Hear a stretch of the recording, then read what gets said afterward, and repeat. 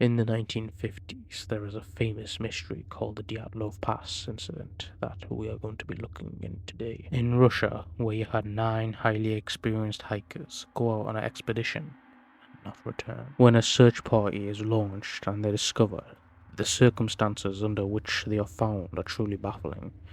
You had people with clothes on, some without.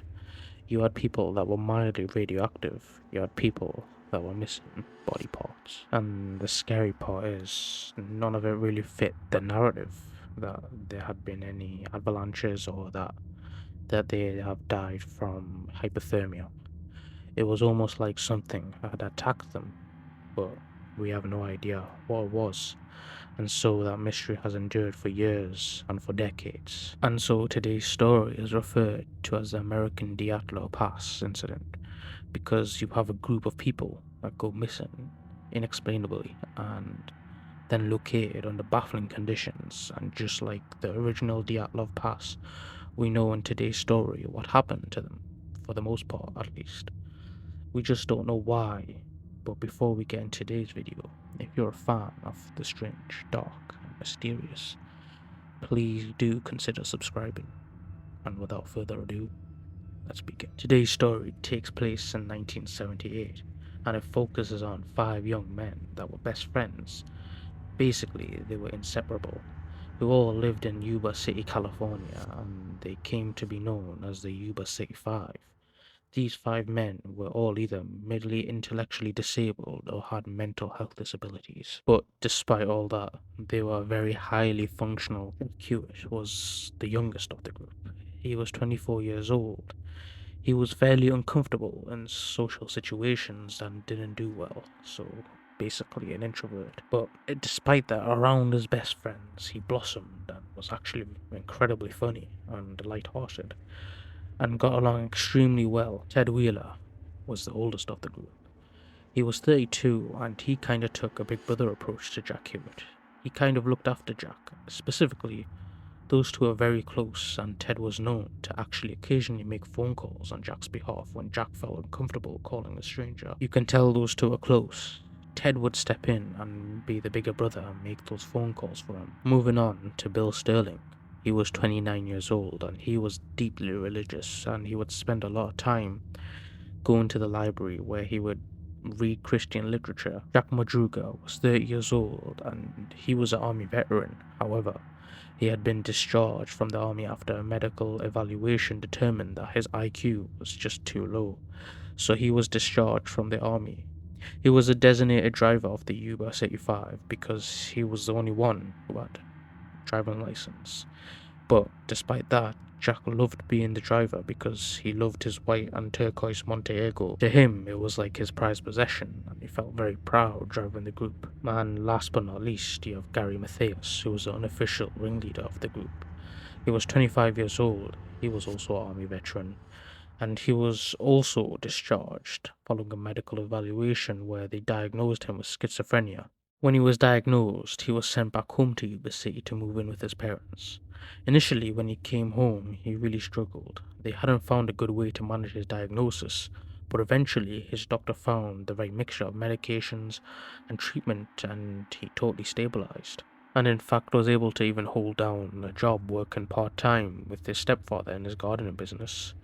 Now, what really brought this group together was their shared love of sports, really basketball specifically.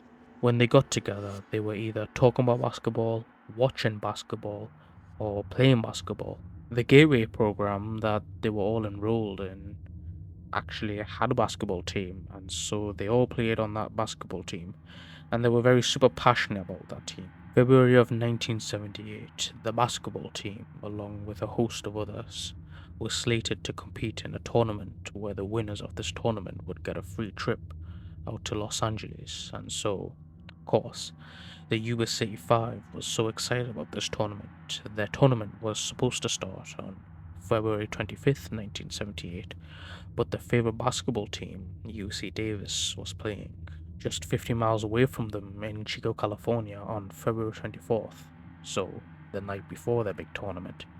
So they decided that they want to go watch this game, head out to Chico and root for their favorite team.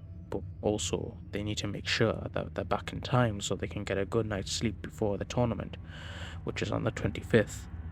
So they load up in Madruga's Montiego, they drive to 50 miles out to Chico, California, and they root on their team, UC Davis, who actually ends up winning the game. Now, there were multiple witnesses that saw the Yuba City 5 at this basketball game, so we know that they were there. Following the game, the boys loaded up into Madriga's Montiego and they drove a short distance to a little convenience store in Chica where they got sodas and cartons of milk and some snacks. The shop owner would actually recall to the investigators that he remembers them because they came in about 10 p.m. and it was when he wanted to close down the shop. And so he remembers feeling annoyed when the big group, 5 men, come in and start buying a bunch of stuff, because ultimately it delayed the shop owner's ability to close down the store.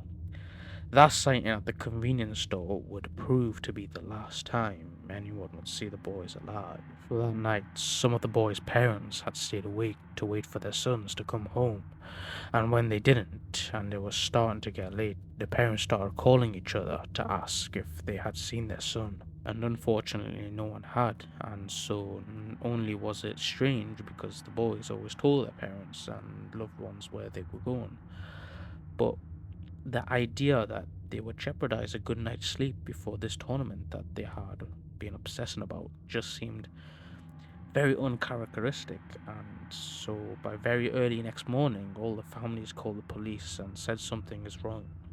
So the police officer in charge of the investigation was Lieutenant Lance Ayers. Ayers had gone to high school with Ted, so he had personal connections to this investigation and was more motivated than perhaps he would have been otherwise, to make sure they are doing everything in their power to find these boys. When the first few hours of the search don't turn anything up, Lieutenant Ayers decides that he's going to greatly expand their search radius. It was because of this expanded search that just a few days later they were able to locate Jack Madruga's Montiego, presumably after the boys had gotten their snacks and drinks at the convenience store around 10 p.m. They would have been driving straight back to Yuba City because they had that big basketball tournament the next morning. But the car was found 70 miles away from Yuba City, away from Chico, up in a remote forest on a dirt road. The families of the boys had no idea. They couldn't even speculate why that the car would have driven up on the access road into the remote forest.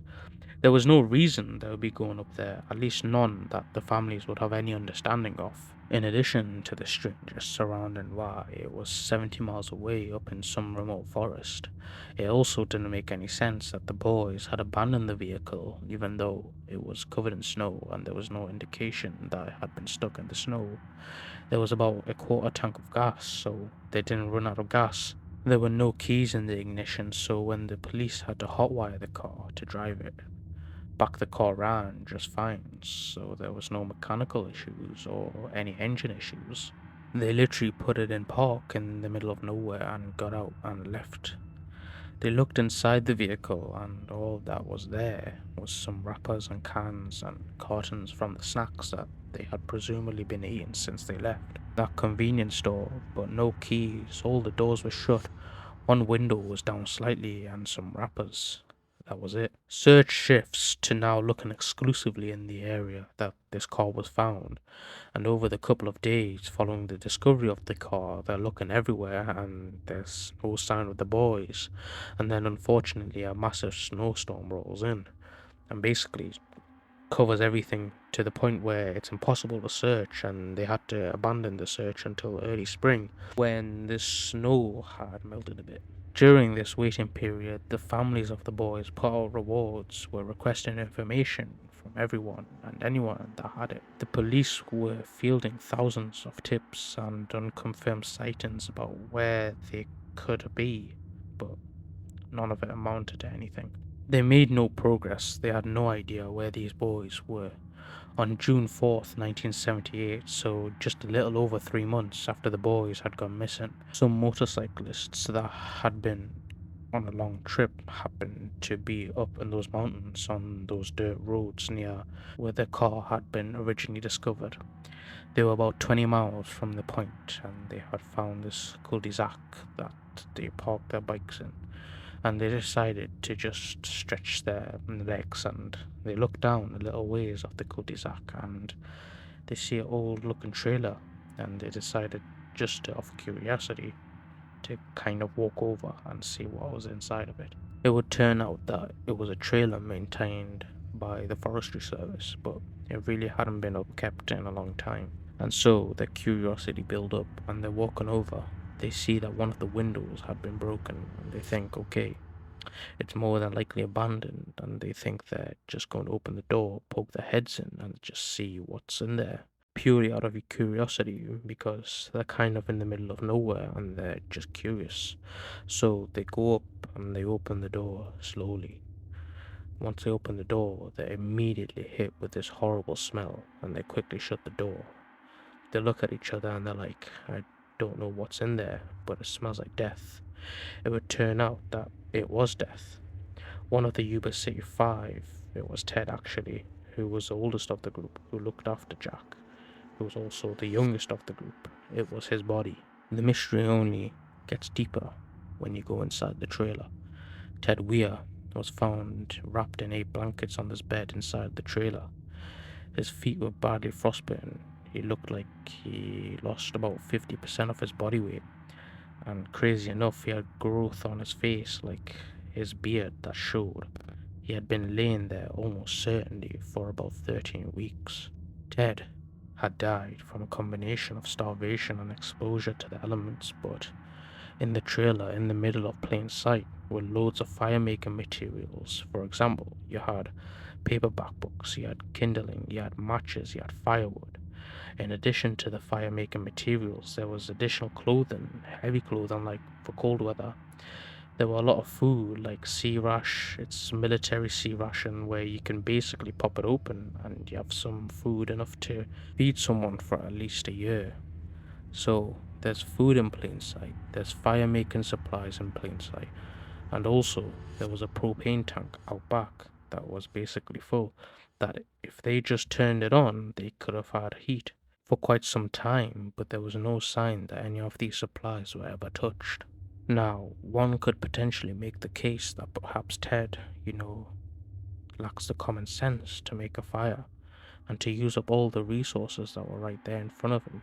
But Gary Mathias, his shoe was inside of the trailer, and Gary, he's a military man, so he should know one thing. You're taught pretty much no matter where you go in the military is how to survive. You're taught to be resourceful and to use things in front of you to stay alive.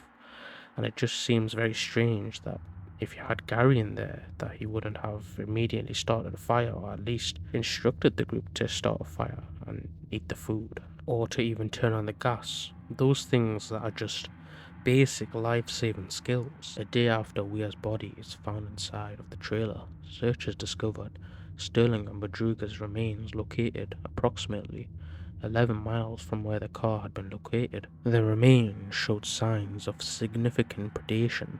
Basically, animals had gotten to the remains, since there wasn't much left of them, but from what was left, investigators were able to determine that both had passed away from hypothermia. 2 days after Madruga and Sterling's remains are found, Jack Hewitt's remains are found as well.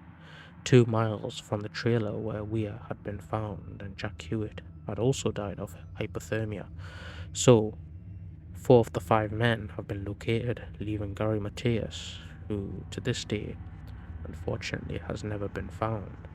The only thing that investigators discovered was about a quarter-mile away from the trailer where Weir was found. They found a bunch of blankets and a flashlight. It seems like that could have been where Gary at one point had been, but unfortunately they don't know for how long, and they don't know where he went after. In addition to wondering where Gary went, you gotta ask yourself, why did these 5 men drive 70 miles out of the way the day before they knew they had this big basketball tournament that they were not about to jeopardize?